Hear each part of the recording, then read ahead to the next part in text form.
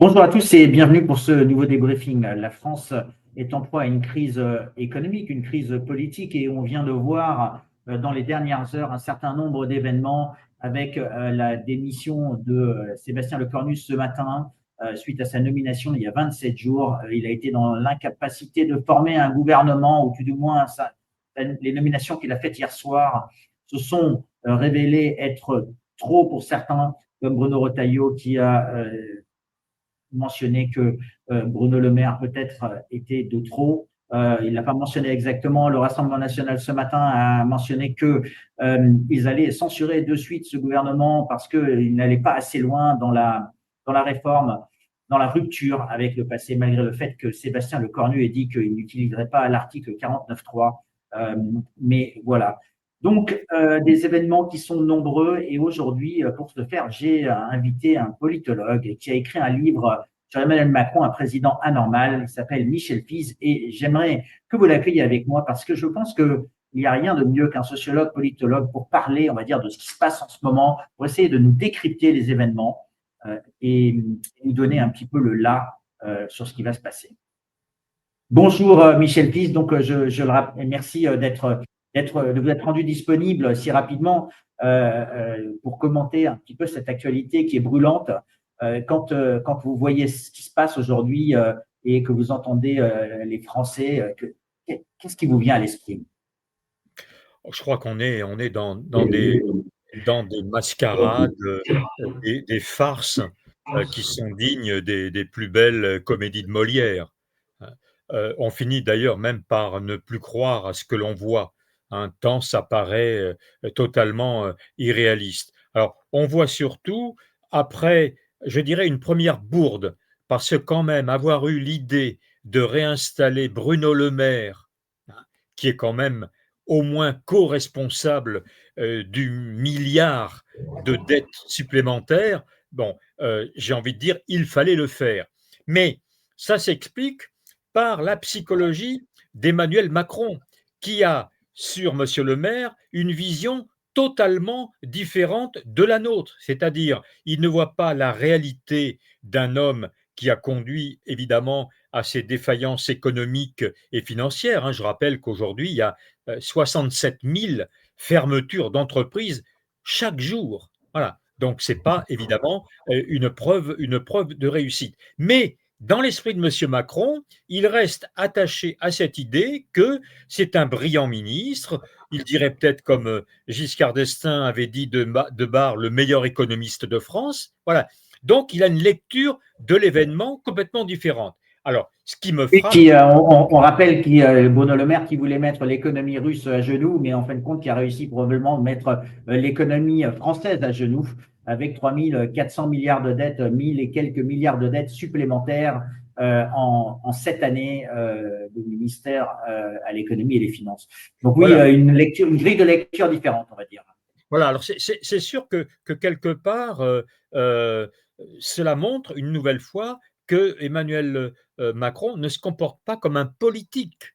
Parce qu'un politique, hein, serait dans la stratégie, hein, d'avancer des pions gagnants et pas des pions perdants qui risquent effectivement de mener bien là où effectivement on est arrivé, c'est-à-dire un gouvernement qui aura tenu 13-14 heures, un record sous la Ve République. Alors, ce qui me frappe, et toujours en restant sur la psychologie, c'est quelque part l'entêtement de cet homme. L'entêtement de cet homme. C'est incroyable. Il a redemandé à Sébastien Lecornu d'entamer d'ici à mercredi d'ultimes négociations, comme il l'a dit, hein, avec les forces politiques. Alors d'ailleurs, Sébastien Lecornu, lui, ne parle pas de négociation. Il a parlé d'ultimes discussions. C'est important les mots. Hein. Ça veut dire qu'il n'est pas dupe, effectivement, de ce qu'il va faire. Il ne va pas négocier. Hein. Il va essayer d'articuler un certain nombre de propositions des uns et des autres. Voilà. Donc, cet entêtement, c'est une marque de fabrique du mégalotimiaque. C'est-à-dire, le soubassement de tout ça, c'est je ne suis pas fautif, voilà, je ne me suis pas trompé. Voilà. c'est la faute des partis politiques et d'ailleurs, il faut encore essayer, voilà, c'est pas terminé. Vous voyez, bon, plus ça va mal et ben, plus on fait semblant que ça ne va pas mal. Alors, il a aussi, annoncé une petite phrase qui est quand même assez étonnante. Il a dit qu'il prendrait ses responsabilités en cas d'échec des ultimes négociations. Prendrait ses responsabilités. Ça veut dire quoi? Ça veut dire quoi? Alors évidemment, on peut ressortir ce qui est avancé par tous les observateurs, démission, je répète, peu probable, c'est pas dans le Oui, profil. et surtout, il a dit qu'il démissionnerait pas. Donc, en fait, peut-être qu'il il l'a dit plusieurs reprises. Absolument. Bon, dissolution, il s'y est toujours opposé. Donc quelque part, c'est vrai que s'il le fait, ce sera vraiment contraint et forcé, hein, mais je crois qu'il ira jusqu'à la dernière extrémité. Alors l'autre option, c'est effectivement, la renomination d'un premier ministre. Alors ce ne sera pas Sébastien Lecornu parce qu'il vient de faire savoir qu'il n'était pas candidat de nouveau à cette fonction. Voilà, mais ce sera qui? Alors un homme de gauche, un homme, du Rassemblement national, pourquoi pas un macroniste après tout, bah, imaginons Bruno Le Maire, hein, à nouveau, hein, tout est possible. Et alors une autre option, alors qui ne me paraît pas, je dirais, tout à fait, opportune pour ce coup-là, mais peut-être le coup d'après, c'est le recours à l'article 16, hein. Je rappelle, parce que j'ai relu le texte fidèlement, tout à l'heure, lorsque les institutions sont menacées et que le fonctionnement, heu de la République, hein, est marqué par une interruption du fonctionnement régulier, voilà, on est vraiment dans quelque chose qui est de l'ordre de l'interruption des pouvoirs publics, des pouvoirs publics constitutionnels, eh bien, on peut recourir à l'article 16. Alors, je crois quand même qu'il y a une condition qui probablement manque pour appuyer sur le bouton de l'article 16 cette fois, c'est une agitation, un désordre dans la rue, hein. Bon, qui, à mon avis, justifierait davantage que le recours à quelque chose qui apparaîtrait là pour le coup comme une provocation majeure vis-à-vis du monde politique et de la société dans son temps. Mais gardons cette option en réserve. Elle est encore une fois une option constitutionnelle, donc à ne pas négliger totalement. Alors, c'est un très bon point, Michel Fils. Il y a certaines personnalités qui ont réagi, bien sûr. Donc, on rappelle juste un des points qu'a évoqué Sébastien Lecornu dans son discours ce matin. Il a dit les partis politiques se comportent comme si jamais ils avaient la majorité à l'Assemblée nationale. Alors, bien sûr, comme vous l'avez dit, on remet toujours la faute sur quelqu'un d'autre. Donc, ce coup-ci, c'est pas les Russes, c'est pas les réseaux sociaux, c'est les partis politiques, c'est les Français, mais on ne se remet jamais en cause la personnalité d'Emmanuel Macron qui est aujourd'hui à la tête du pays. Donc, est-ce que vous pouvez nous expliquer comment, dans le fonctionnement, d'après vous, vu qu'il avait vraiment étudié, pourquoi il ne se remet pas en cause? Quelle est cette barrière qu'il a? Bon, alors d'abord, je voudrais signaler quand même, l'incompréhension qui existe, dans, l'analyse de la position des partis politiques. Vous avez d'un côté un exécutif qui, met en avant le compromis, en faisant référence aux autres démocraties européennes qui le pratiquent. Mais le compromis, d'abord, n'est pas dans notre culture française. Et la deuxième chose, ce que apparemment même les observateurs ne comprennent pas, c'est que le compromis appartient à un certain logiciel et les partis politiques sont dans un autre logiciel. C'est-à-dire, ils sont dans la présentation d'un programme intégral qui n'est pas séquençable. C'est-à-dire, on ne peut pas prendre un bout de RN, un bout de LFI, un bout du PS, etc.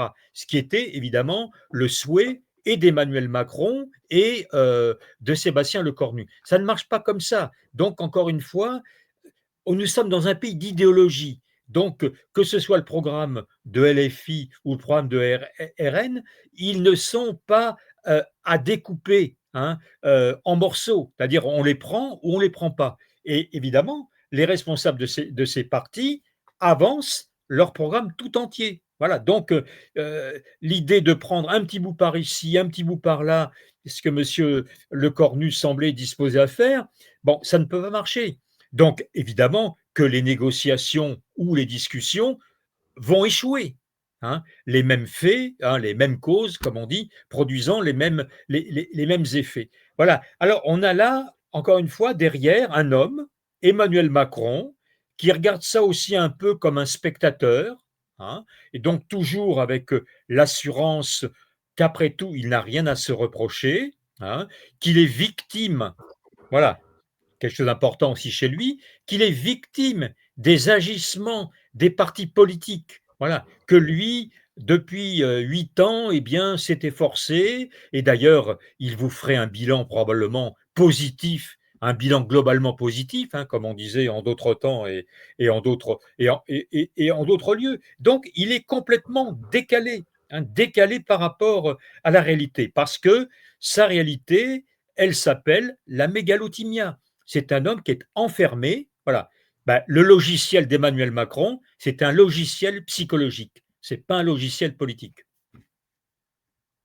Merci pour ça, Michel Fils. Alors, j'ai entendu le sénateur Alain Houpert à midi, il a parlé sur une radio en disant que le président était probablement déraisonnable. En fait, il a parlé de la notion de raison en disant que il n'était pas fou, parce que certaines personnes ont posé des questions sur son état de santé mentale. Et lui, en fait, il dit déraisonnable parce que est-ce qu'à un moment ou à un autre, la notion de raison rentre en jeu dans la mégalothymia? Parce que quand on voit un petit peu la situation dans laquelle on est, et quelque part, il faudrait bien se rendre à ce qu'on appelle l'évidence. Donc, avoir raison, ou reprendre raison, ou raison gardée.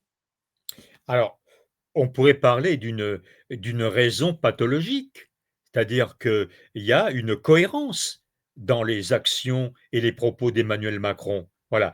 Mais c'est une raison qui est fort peu raisonnable, dans la mesure où elle est davantage ressemblante avec l'émotion, la sensation, l'impulsivité, la colère, le ressentiment. Voilà. Alors, si c'est ça qu'on appelle la raison, évidemment, politiquement, c'est pas extrêmement utile, hein, bien au contraire.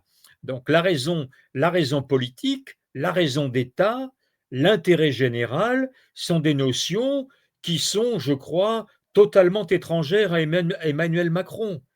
On en reste toujours là, mais je pense qu'on est probablement les deux seuls en France à mettre l'accent sur cette dimension euh, d'inachèvement psychique, voilà, de souffrance psychique, ça va ensemble, hein.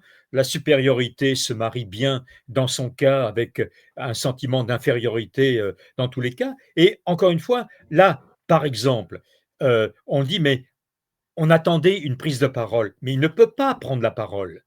Parce que prendre la parole, c'est avouer qu'il s'est passé quelque chose dont il pourrait porter la responsabilité. Voilà, hein. Mais s'il avait véritablement compris, et sans, encore une fois, se mettre en porte-à-faux avec son souci d'infaillibilité, il aurait fait comme pour la première dissolution, il nous aurait donné rendez-vous à 21 heures pour nous dire, eh bien, dans l'état actuel des partis politiques, j'ai décidé de recourir à la dissolution. Voilà. Et ça sauvait les apparences pour lui, d'une part, et puis ça permettait, encore une fois, de progresser, parce que il y a toujours, évidemment, ce que les Français ne savent pas toujours, il y a le vote du budget, hein. Avant fin décembre, il faut que cette affaire soit réglée. Donc, s'il y a une dissolution, comme on l'a dit, vaut mieux qu'elle se fasse tout de suite, hein, parce qu'ensuite, on a en moyenne 35 jours pour avoir le jour de vote. Donc, ça va aller très, très vite, très, très vite. Mais encore une fois, vous savez, comme disent les enfants, je ne lâche rien. Voilà. Emmanuel Macron ne lâche rien, ne lâche rien. Alors, en d'autres temps, c'est très bien de ne rien lâcher, surtout quand on est dans des situations très complexes. Mais là, quelque part, comme vous le dites, peut-être qu'il faudrait avoir raison garder. Alors, vous avez évoqué la démission, vous avez évoqué la destitution, on a évoqué l'article 16. Il y a un autre élément, à quel moment est-ce que le Conseil constitutionnel ne va pas se regarder en se disant, ben, comme aux États-Unis, il y a une forme d'empêchement, on va dire, de cet homme. Est-ce que les citoyens il ne leur reste pas comme dernier degré de liberté, puisque en fin de compte, la dissolution, ce n'est pas entre leurs mains, la destitution, c'est entre les mains des partis politiques et des députés. Est-ce qu'il ne reste pas, on va dire, de saisir le Conseil constitutionnel en se posant la question de savoir est-ce que cet homme doit être empêché pour divers motifs, notamment en plus parce que le pays est devenu ingouvernable. Alors, je crains que cette procédure soit aussi compliquée que la procédure de destitution, parce qu'encore une fois, c'est un pouvoir discrétionnaire du Conseil constitutionnel. C'est lui qui définit, la notion d'empêchement. C'est lui qui éventuellement décide de recourir à une assistance médicale, si l'on peut dire, hein, pour vérifier l'état de santé du président. Voilà. Alors, il ne vous aura pas échappé qu'il y a quand même une proximité politique, du Conseil constitutionnel avec la Macronie, comme l'on dit, hein, et ne serait-ce que par son président. Donc, bon, c'est vrai que c'est quand même une option qu'il faut garder, hein, qui est une option sérieuse. Je crois que dans une démocratie, il faut activer tous les leviers, hein, c'est notre droit de citoyen, mais c'est vrai que la faisabilité me paraît quand même très compliquée. Alors, Michel, puis quand vous voyez aujourd'hui les ministres, les commentateurs défiler sur les plateaux de télévision et que vous voyez un peu ce théâtre, alors vous avez dit c'est Molièresque, en fait on se retrouve dans des scènes de Molière. Est-ce que, puisque bien sûr les ministres nommés hier se sont applaudis, ont voulu servir et ce matin ils étaient des missionnaires. Est-ce que cette scène, on va dire, vous paraît à la hauteur de ce qu'on peut attendre d'un pays comme la France et qu'est-ce que ça projette comme image de la France sur la scène internationale? Oh bien, je pense que là, on est probablement la risée, du monde entier. Parce que là, on donne un spectacle d'un microcosme politique qui est véritablement hors sol. C'est d'ailleurs assez amusant d'entendre l'opposition actuelle, les oppositions actuelles dénoncer tous ces gens de droite et de la Macronie qui courent après les postes, voilà, qui font des manières pour euh, empêcher un tel. Hein, on voit bien entre Bruno Retailleau Donc et la Bruno course à la Cros. rente et la course à la gamelle, hein. Voilà, tout à fait. Bon, je crois que, vous savez, les Français se disent probablement, et déjà on a entendu des micro-trottoirs en ce sens, tous les mêmes. C'est tous le même. C'est d'ailleurs la raison pour laquelle on va vers une désaffection, hein, de tous les prétendants, hein, y compris de ceux qui sont donnés en tête de la prochaine élection présidentielle. Hein. Il y a une sorte de ras-le-bol général du système représentatif. Donc je pense que tout gouvernement nouveau, toute présidence nouvelle qui ne mettrait pas sur la table la reconfection de la démocratie elle-même, hein, avec l'introduction, alors non pas d'une dose de proportionnel, comme on le disait pour ce système électoral, mais une dose de démocratie nouvelle, qui de mon point de vue s'appellerait la démocratie citoyenne, ben celle qui s'est manifestée encore dans la rue avec le mouvement Bloquons tout, hein, le 10 septembre dernier. Voilà. Eh bien, je crois qu'on serait condamné à l'échec. Alors, l'échec, d'ailleurs, qu'on peut évidemment redouter encore au cas de dissolution. Parce que la dissolution, bon, même si toutes les projections montrent que le RN probablement grandirait beaucoup, bon, se rapprochant peut-être des 288 ou 289 sièges lui donnant l'Assemblée, la majorité absolue, il ne l'obtiendrait pas. Il n'obtiendrait pas. Alors, si évidemment il obtenait 230, 240, hein, j'entendais ce matin des membres du RN dire mais bon, à 250, 260, on y va. Hein, on trouvera quelques alliés à côté. Voilà. Donc, on est face, hein, à ce que j'appelle un blocage majeur, à une crise de régime. Là, il faut arrêter de parler de crise politique comme on a pu en connaître en d'autres temps. C'est une véritable crise de régime qui met en question, hein, la Ve République, ah, dont je rappelle qu'elle ne fonctionne que sur le principe du fait majoritaire, majorité absolue. Or, je crois qu'on est enfermé pour longtemps, enfermé, bon, entre guillemets, hein, c'est pas forcément un enfermement, dans effectivement un tripartisme. On a de fait le tripartisme de la fin de la Seconde Guerre mondiale. Voilà, on retrouve un tripartisme, là, trois blocs. Alors, dont effectivement la configuration serait peut-être un peu différente en cas de dissolution, donc beaucoup moins probablement de bloc central, beaucoup plus de RN et probablement à peu près un bloc de gauche ou des blocs de gauche à peu près au même niveau. Alors, avec peut-être des répartitions différentes entre LFI, le PS et les communistes et écologistes de l'autre. Voilà. Donc, ce qui m'inquiète beaucoup, c'est le blocage. C'est-à-dire qu'on ne veut pas voir qu'on est dans cette situation, comme disait, je crois, Marine Le Pen, on est au bout du chemin, on est au bout d'un chemin. Voilà. Ben, les républiques ont vocation à être dépassées, comme les connaissances scientifiques. Voilà. Juste pour donner quand même quelques chiffres, on a fait un sondage le 30 septembre, donc Sébastien Lecornu, il y avait 51% des Français qui ne lui faisaient pas confiance. Pour corroborer un petit peu vos propos, il y a 70% des Français, donc sur un échantillon représentatif, qui disent qu'il n'y a aucune personnalité politique qui incarne un avenir positif pour la France aujourd'hui. Donc ça corrobore vos propos, ça leur donne une substance factuelle. Et le dernier point, c'était, on a testé pour savoir au niveau des élections, on avait mis une liste d'individus, de tous les partis politiques, et on a rajouté 2 items qui sont aucun de ces partis, aucune de ces personnalités, et la somme de ces deux est arrivée en tête devant le Rassemblement national avec 32%, le Rassemblement national avait 31% et tous les autres étaient aux abonnés absents, on va dire. Donc, on voit bien que dans ce que vous dites, que ça s'illustre dans ce qu'on peut ressentir et ce qui ressort des sondages. C'est très intéressant de voir qu'entre l'analyse et les sondages, eh bien, il y a ça se corrobore. Quand vous entendez que personne, hein, donc c'est aucune de ces personnalités ou aucun de ces partis, arriverait en tête au second tour, qu'est-ce que ça vous fait en fait? C'est cette crise de démocratie, c'est cette nouvelle forme de république à laquelle il faut réfléchir? Ben, ça rejoint un petit peu des observations, je crois, que nous faisions à propos de l'abstention et du vote blanc ou nul. Hein, c'est vrai que si on additionnait les abstentionnistes et les votes blancs et nuls, on aurait probablement la nouvelle majorité française. Voilà. Bon, mais une majorité évidemment sans visage, ça ne peut pas prendre corps.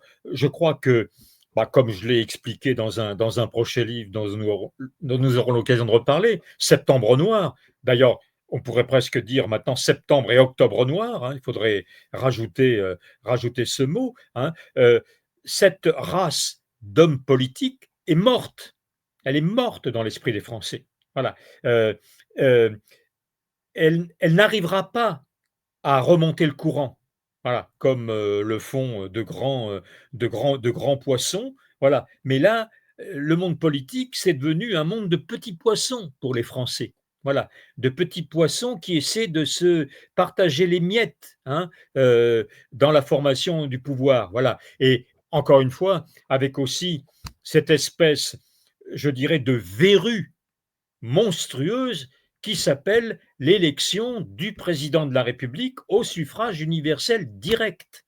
Voilà, qui a été une grande avancée démocratique en 1958 et qui est parallèlement un grand recul démocratique aujourd'hui. Hein. Tous les observateurs avisés vous disent, mais ils ne pensent qu'à ça. Voilà, ça les rend fous, ça les rend folles. Ouais. On voit bien que tout ce qui se passe, même aujourd'hui dans les tractations des uns et des autres, c'est avec la perspective de ne pas perdre, évidemment, de terrain sur, je dirais, la course présidentielle. Voilà. Hein. Donc, on est dans cette espèce de folie. Voilà. Je pense que les Français devraient se rendre compte que quelque part, avec cette élection, hein, ils élisent un roi. Voilà. On lui a coupé la tête au roi.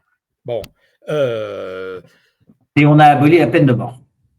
et on a aboli la peine de mort. Voilà. Donc, je crois que c'est un grand système qui est à reconstituer, mais le divorce entre les Français et ce qu'on appelait autrefois les élites, d'ailleurs, je crois qu'on n'ose même plus utiliser le terme tant qu'il paraît inadapté, Voilà. Ce divorce est profond, est profond. Voilà. Euh, et je ne vois pas comment on pourrait procéder à ce que une de mes collègues appelait le remariage. Le remariage. Comment peut-on remarier des individus aussi maintenant écartés les uns des autres? Voilà. Donc, je redis le mot, blocage, blocage, verrouillage, hein. C'est ce que mon collègue Michel Crozier appelait il y a plus de 60 ans la société bloquée. Voilà. C'est aussi la société politique bloquée. Tout est bloqué. Voilà. Eh bien, merci beaucoup, Michel Pis. Donc, vous aviez parlé d'une approche molièresque, on pourrait rappeler Guy Debord avec la société du spectacle. En tout cas, le spectacle politique qui est donné en France aujourd'hui est bien triste. C'est l'habitude chez François qu'on laisse le mot de la fin à nos invités. Michel Pis, est-ce qu'il y a quelque chose qu'on n'a pas abordé dans cet entretien que vous auriez aimé dire aux auditeurs? Non, je pense que le diagnostic sévère n'empêche pas un optimisme rigoureux, hein, bon, dans Septembre noir, encore une fois, je donne des pistes, hein. La 6e République n'est pas un malheur. Je crois que la 6e République est une chance de reconstituer un système politique partisan, différent. Voilà, donc je crois qu'il faut se battre pour refabriquer de la République et de la démocratie digne de ces noms. Gouvernement du peuple, par le peuple et pour le peuple, si jamais on respectait la Constitution. Merci beaucoup, Michel Pis, de nous avoir donné votre temps pour réagir à l'actualité politique. Et bien sûr, on vous recevra avec plaisir pour parler de ce nouveau livre qui, vous en avez parlé, Septembre noir. Alors, il aurait pu s'appeler Octobre noir parce qu'on est au mois d'octobre. En tout cas, je pense que ce sera quelque chose de très intéressant pour voir l'analyse d'un sociologue, politologue sur ce qui s'est passé dans notre République. Merci beaucoup à vous de nous suivre et à très bientôt sur France 3.